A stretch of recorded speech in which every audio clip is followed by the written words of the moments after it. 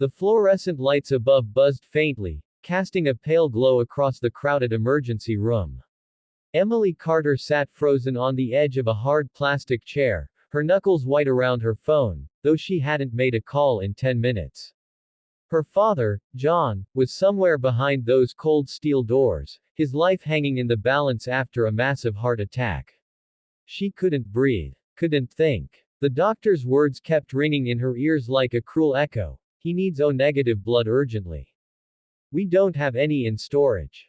O-negative. The rarest. And her dad's only hope. She had already called everyone she knew, co-workers, old college friends, distant cousins. No matches. No one to help. And she couldn't shake the sickening thought that she was about to lose the last family she had left. A tear slipped down her cheek, then another. She buried her face in her hands, silently pleading, please, someone, anyone. That's when she heard it. A soft voice, hesitant but sure. Excuse me, are you the daughter of the man in room 2? She looked up through blurred vision. A man stood before her, early 30s, tall, dark hair falling over concerned eyes. His clothes were damp from the spring rain outside, and a camera bag hung from one shoulder. I heard the nurse say they need O-negative, he said. I'm a match. Emily blinked, confused. You're willing to donate? He nodded. Of course. If it'll help. She stared at him, stunned. This man, this total stranger, was offering a piece of himself to save someone he didn't even know. Why would you? She whispered, her voice breaking.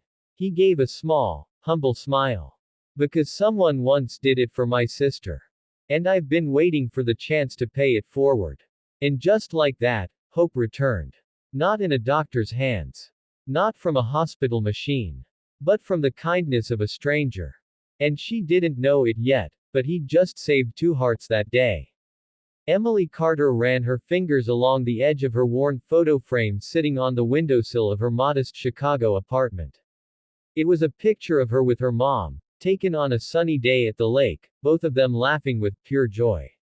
Her mother's warmth was a memory that still held the power to make her chest ache. She glanced at the clock. It was almost time to leave for work, but today she felt numb, disconnected from the familiar rhythm of her life. As a third-grade teacher, Emily's days were usually filled with laughter and sticky fingers, the innocent questions of children like, why is the sky blue? And, do stars sleep at night? But today, the school's fluorescent lights and the chatter of young voices felt distant, as if she were watching from behind a glass wall. Her phone buzzed, a text from her dad, John, short and cryptic, feeling dizzy. Doctor's appointment tomorrow. John Carter was a proud man, a retired firefighter who had spent most of his life saving others. His broad shoulders had carried more than just physical weight. He had been the pillar of their family after her mother passed away from a heart condition when Emily was just 12. Since then, it was just the two of them against the world. Emily's heart tightened at the thought. Over the past year, her dad's health had been declining. The once vibrant man who taught her how to ride a bike and fix her first car was now slower, more fragile. But he refused to complain, masking pain behind a steady smile. That morning, before school, Emily sat beside him over breakfast. His hands trembled slightly as he lifted his coffee mug. I'm fine, Em. Just old bones acting up, he joked. But Emily saw through the bravado. The doctor's appointment loomed like a shadow. Meanwhile, across town, Ryan Brooks was packing his worn camera bag, checking the lenses. One last time before heading out. A freelance photographer, Ryan had spent years traveling the world, capturing images of conflict and resilience, war-torn villages, displaced families, moments of human courage. His photos had appeared in magazines and galleries, but the toll was heavy. He carried stories no one could erase, and scars no one could see. Ryan had returned to Chicago recently, craving the familiar streets and the chance to find peace. He rented a small apartment downtown and picked up occasional assignments, hoping to reconnect with a world not marked by suffering. Despite his rugged exterior and quiet demeanor, Ryan was deeply compassionate. his experiences had taught him the value of kindness in a harsh world. That morning, Ryan was visiting a friend recovering from a car accident at the same hospital where Emily's father was headed. He didn't expect to be anything more than a visitor. The hospital corridors were busy, filled with the hum of machines and hurried footsteps. Emily had arrived moments earlier, clutching her dad's hand as he was wheeled into the emergency room after a sudden, terrifying collapse. Her world spun. The doctors spoke quickly, words swirling around her: blockages, surgery, rare blood type. O negative. A frantic search for donors began. Emily paced the waiting room, the sterile smell mixing with her panic. She felt helpless, desperate for a lifeline. Ryan, sitting nearby in the visitors' lounge, overheard a nurse call out for an O-negative donor. Without hesitation, he stood and approached. Though strangers, they were connected now by something fragile and urgent: hope. As Ryan prepared to donate blood, he thought of his sister, who had once been saved by a stranger's kindness. It was a debt he had carried silently for years, a promise waiting to be fulfilled. For Emily, this was more than just a medical emergency. It was a chance to hold on, to the man who had raised her with unwavering love, and to the hope that life could still surprise her with unexpected kindness. Neither knew that this moment would change everything. The sterile room smelled faintly of antiseptic and metal, a sharp contrast to the warmth swelling quietly in Ryan's chest. He sat on the donation chair, his arm extended and needle inserted, as a nurse monitored the slow drip of crimson life into the bag beside him. Emily stood nearby, her heart pounding like a wild drum. Watching Ryan give blood wasn't just witnessing a medical procedure, it was watching hope flow. Every drop felt sacred, a fragile thread connecting two strangers who shared one purpose: saving her father's life. Ryan caught her gaze and gave a small, reassuring smile. "It's just blood," he said softly, as if trying to downplay the gravity of the moment. Emily shook her head, tears brimming. "No. It's more than that. It's your kindness." He shrugged, modest but honest. "I didn't think twice. Someone once did this for my sister. It saved her life. I guess I've been waiting for a chance to pay it forward." Emily's voice cracked. "That's the most beautiful thing I've ever heard." The nurse finished the donation, carefully removing the needle. Ryan winced but said nothing. He was used to pain, physical and otherwise. "Thank you," Emily whispered, stepping closer. "Don't thank me yet," Ryan replied. "There's still a long road ahead for your dad." That night, as John underwent surgery, Emily sat in the waiting room, clutching a threadbare sweater.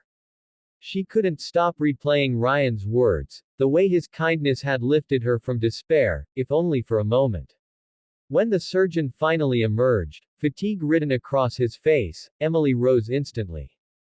"The blood matched perfectly," he said. "Your father's condition stabilized during surgery thanks to the timely donation. He's going to be okay." Relief crashed over her like a wave, and for the first time in hours, she allowed herself to cry openly. Ryan was waiting nearby, quiet and patient. Emily walked over and reached out, gripping his hand. "You saved him," she said.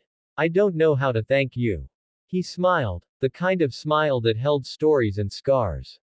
Sometimes, all it takes is one small act. In the days that followed, Emily found herself returning to the hospital not just for her father's care, but to see Ryan. There was something about his presence, a gentle strength that soothed her anxiety and kindled a fragile hope. They talked for hours in the quiet corners of the hospital cafe, about life, loss, and the invisible burdens they carried. Ryan shared stories from his years abroad, of despair and courage, of people who gave everything for strangers. Emily listened, captivated not just by his words but by the quiet humanity behind them. She told him about her mother's death, the loneliness that had shadowed her childhood, and the heavy responsibility of caring for her dad. Through their conversations, a bond grew, rooted not in grand gestures, but in shared vulnerability and the quiet power of compassion. One afternoon, Emily brought her father's favorite homemade cookies to the hospital. Ryan accepted a warm smile and a cookie, a small moment of light amid uncertainty. It's strange, Ryan said, biting into the cookie. I've traveled the world, but somehow, this feels like the place I'm meant to be. Emily nodded. Sometimes, kindness finds you in the most unexpected ways. And in that hospital room, amid the hum of machines and whispered prayers, two hearts began to heal, not just from injury or loss, but from the solitude that life often brings.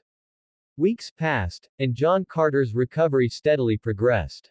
Emily found herself spending more time at the hospital and less in her quiet apartment. The sterile smell of antiseptic had slowly become less intimidating and more familiar, tied now to moments of laughter and connection. Ryan, too, remained a constant presence. He visited frequently, not out of obligation but because something within him had shifted, a quiet hope he hadn't felt in years. His camera, once heavy with memories of hardship, now rested beside him as he focused on this new chapter. Emily and Ryan grew closer in ways neither expected.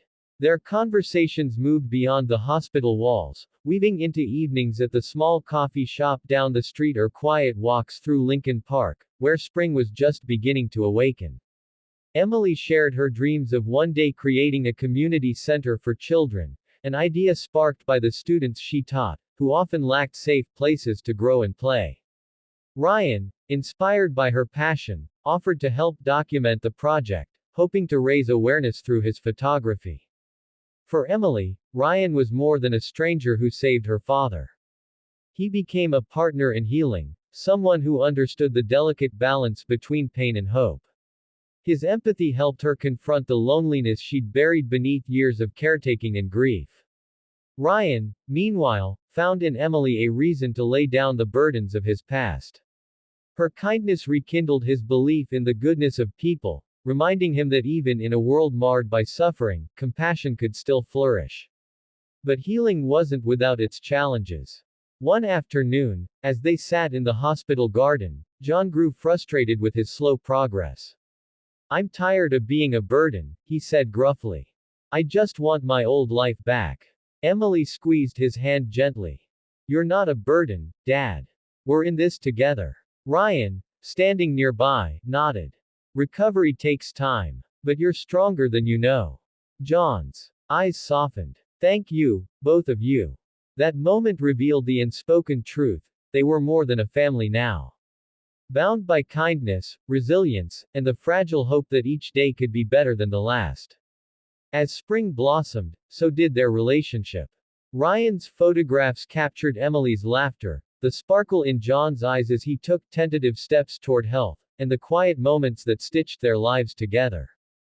But beneath the surface, Emily wrestled with a lingering fear. Could she allow herself to trust someone again? Would Ryan see her as more than a caretaker, someone worthy of love and happiness? One rainy evening, as they shared a cup of coffee in her apartment, Ryan reached across the table, his hand covering hers. Emily, I don't want to rush anything. But I want you to know, you're not alone. Her heart swelled with a fragile hope she hadn't dared to feel in years. Ryan had given her more than blood, he'd given her a chance at love, at healing, at life. And she was ready to take it. The hospital was quieter now. The rush of emergency calls and frantic footsteps had softened into a steady, calm rhythm. John's health had improved enough for him to return home, and Emily's apartment felt less empty with him there again. That evening, as the sun dipped low over the Chicago skyline, Emily and Ryan sat on her small balcony, wrapped in a shared blanket against the cool spring air. The city lights flickered like distant stars, and a gentle breeze carried the scent of blooming jasmine. Emily looked at Ryan, her heart full but trembling with vulnerability. You saved my father's life, she said quietly. But you also saved me. From fear, from loneliness, from thinking I was alone in the world. Ryan smiled, his eyes reflecting the soft glow of the city. I don't feel like the hero here. You've been so strong through everything. She reached out, fingers intertwining with his. I don't want to be strong alone anymore. For a moment, time seemed to hold its breath. Then Ryan leaned in, his voice steady but gentle. Emily, I want to be by your side. Not just now, but always. Tears welled in her eyes, a mixture of relief and hope. I want that too. They sealed their promise with a quiet kiss, one that spoke of new beginnings and healing hearts. In the weeks that followed, their lives continued to intertwine. Ryan helped Emily launch her community center project, photographing children's smiles and the joy of a neighborhood coming together. John, slowly regaining his strength, took on the role of proud grandfather figure, his eyes bright with pride. One afternoon, as Emily watched Ryan capture a candid moment of laughter between two children, she realized how far they'd come, from a desperate moment in an emergency room to a life filled with love, kindness, and hope. She thought back to that first day, the moment a stranger's selfless act of donating blood had done more than save her father's life. It had saved hers as well. Because sometimes, one small act of kindness can change everything. And in that change, two hearts found not just life, but love.